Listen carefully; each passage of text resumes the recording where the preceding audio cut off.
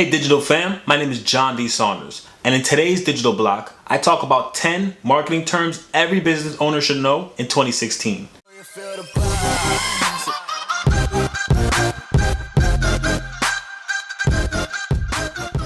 So let me paint a quick scenario. Let's say you're sitting down with your marketing team, your consultant, and they got a bunch of graphs, charts. They're discussing and throwing out a lot of different terms like KPIs, CTRs, CPAs, LMNOPs. I made that last one up.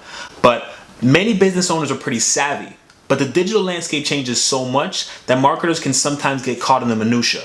So in today's video, I wanted to quickly break down a few key marketing terms every business owner should know and understand in 2016. First up is APIs. If you have a web developer, you might hear this a lot.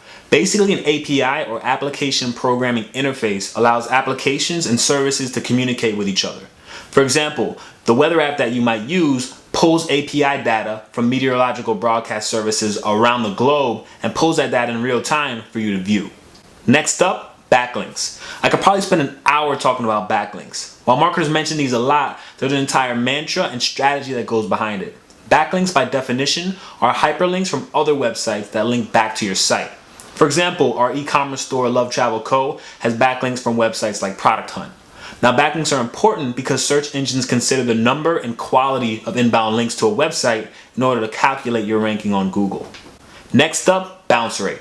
The bounce rate refers to the amount of people who land on the page of your site and then leave without clicking anything or navigating to any other pages. Next up, buyer persona. Buyer persona is a breakdown of your ideal customer based on your research data. So a buyer persona acts as a fictional individual or a group which has certain attributes with your target market. Next up is conversion. A conversion can be many things. Basically, it's when a user performs a desired action. A conversion is defined by your liking and can include making a purchase, spending a specific amount on your site, or subscribing to your email list. CSS, this term is more on the development side as well, but essentially cascading style sheets or CSS refer to how HTML elements are to be displayed on screen, paper, or in other media. It's used so often because it saves a ton of time letting developers make changes to the overall layout and content with multiple pages at once. KPIs, or key performance indicators, are a type of measurement used to evaluate the success of a campaign. By creating and tracking KPIs, marketers organize their efforts and can create goals that include traffic sources, customer acquisition, and of course conversions.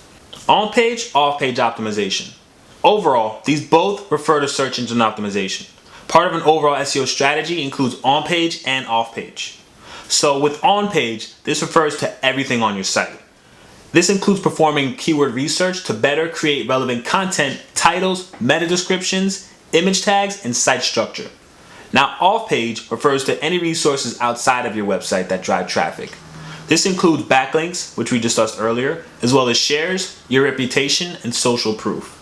Next up is SERPs, search engine result pages.